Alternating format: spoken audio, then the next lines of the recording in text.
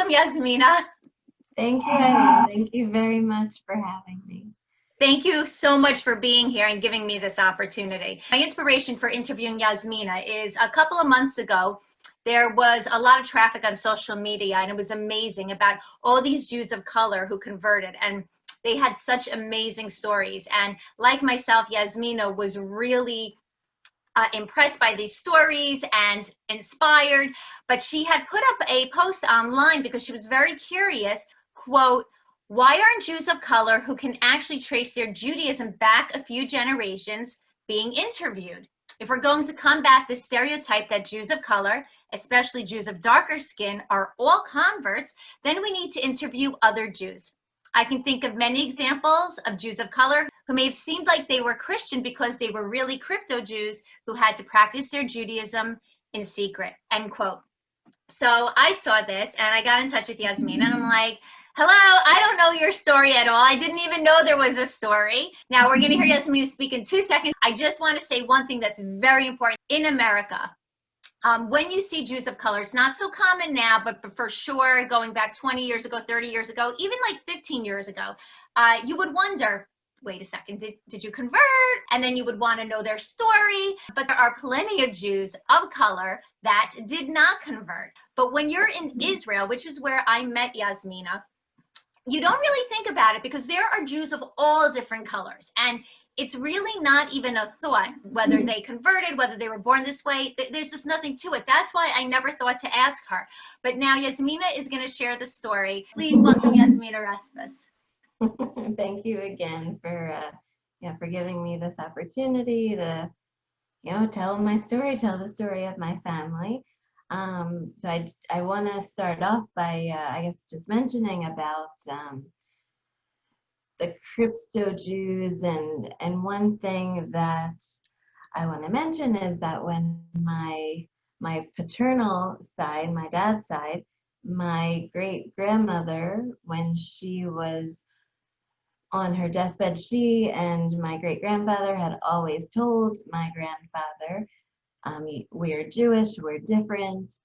And when she was on her deathbed, my grandfather actually went to comfort her, and he pulled up, the King James Bible, actually, which is one of the versions of the Christian Bible.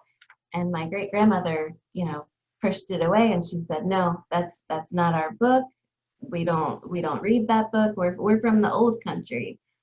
And so there are some other things that happened in my grandfather's life that he kind of was putting all the pieces together to realize that he was really descended from these crypto Jews. And I can talk about this more a bit later too, but my dad actually did some DNA ancestry, and then I also did, and it's what the results that came back is that my dad's side of the family, my dad's paternal side, his dad's side, my grandfather, is very, very, very strongly from the Iberian Peninsula. I think Wow. Like 60% was from, and that's Spain, Portugal. And then my grandmother's side was a lot of her ancestry was Morocco and Mali and a couple other countries in Eastern Africa. So I don't know a lot about my grandmother's side, but I do know that piece.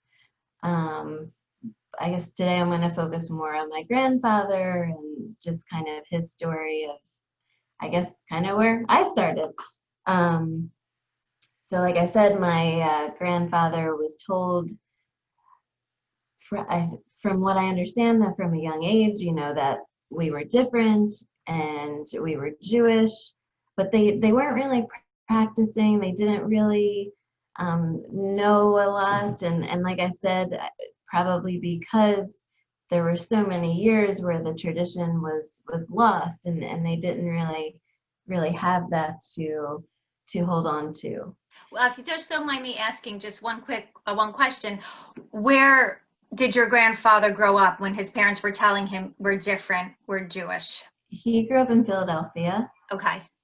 And kind of that's where he started. That's where he lived most of his life. And then later on, they ended up moving to southern New Jersey, which I'll talk about and expand more on a bit later. And just the time period also, this is the 19, when he was, you see, when he was a kid, we'll say 5, 6 years old. Yeah, I mean, something like that. I'm not exactly sure the ages. I don't remember the exact date, but I'll Google it while you're speaking. So when my grandfather was 13 years old, which coincidentally is bar mitzvah age, he was outside playing. It was in the summer. He was playing tag with some friends, and a summer storm came in, and he was actually struck by lightning. And okay, one of his uncles was there and witnessed this, and his grandmother was there and witnessed this, that the way he was struck, it was like he was on fire, but he wasn't like burning or anything. That was the best way that they could describe it. And wow. then it kind of passed, and he was fine. You know, he didn't have any injuries, no burns, no anything. And so it was pretty amazing that this was a sign that he received. Although I'm sure at the time he didn't really put two and two together to realize what it was. And then it wasn't until later that he saw that that was a sign. So fast forward several years. In 1948, my grandfather was already an adult. He was in his 20s. He was married, had a few children, and he was sleeping in an apartment that he and my grandparents owned in Philadelphia. And he heard a voice, and the voice said to seek God.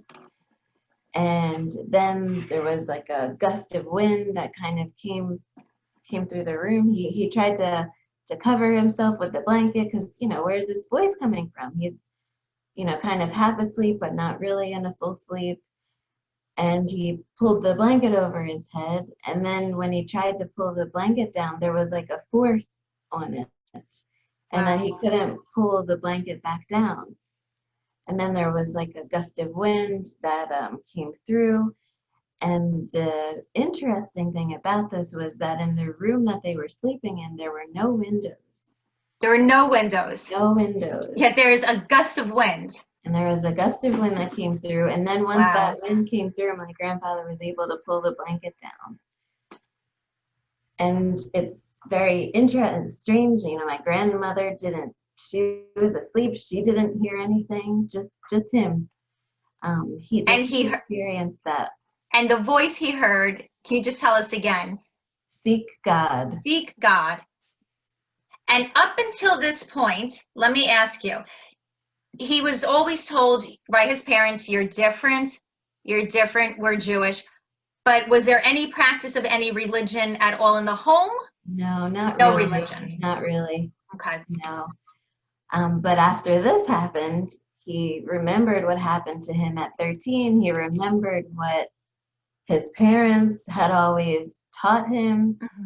And he also started to have some interesting dreams. And so between this incident that happened where he was told to seek God, then he had a dream that he was in front of a Jewish bookstore. And a few days later, a little bit of time later, he was walking in Philadelphia, and he actually ended up stepping right in front of this bookstore. And not on purpose or anything, he was just out for a walk and ended up right in front of this bookstore, and it was in his dream.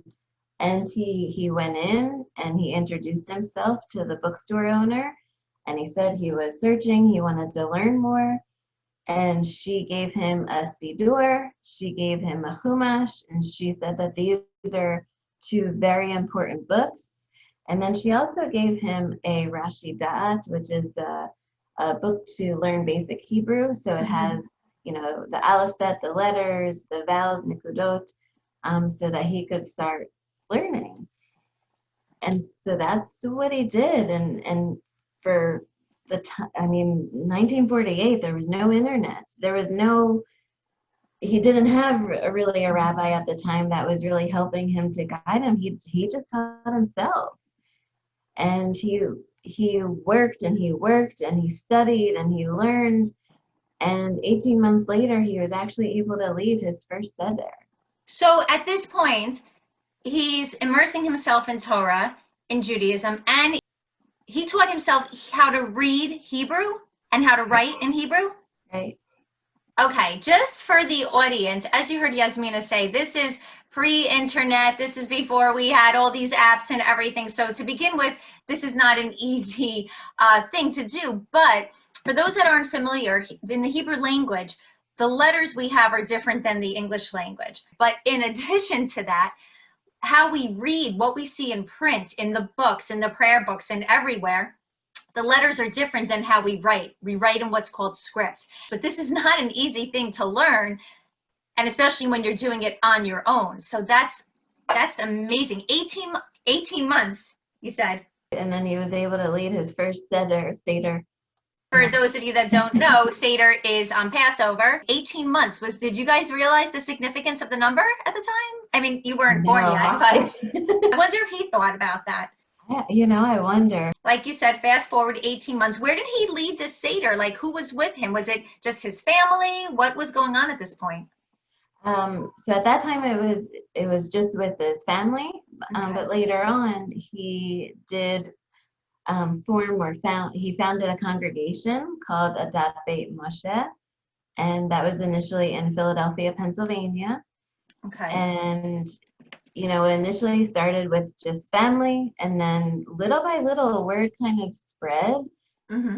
And people started to find out who he was. People started to find him, and a lot of it was other Jews of color that wanted to know more, and they were curious, and that was one of his missions that he really decided to focus on too. Was he truly believed that African American people, majority of them here in the United States, had some kind of Jewish connection that was lost in the slavery, in the slave trade.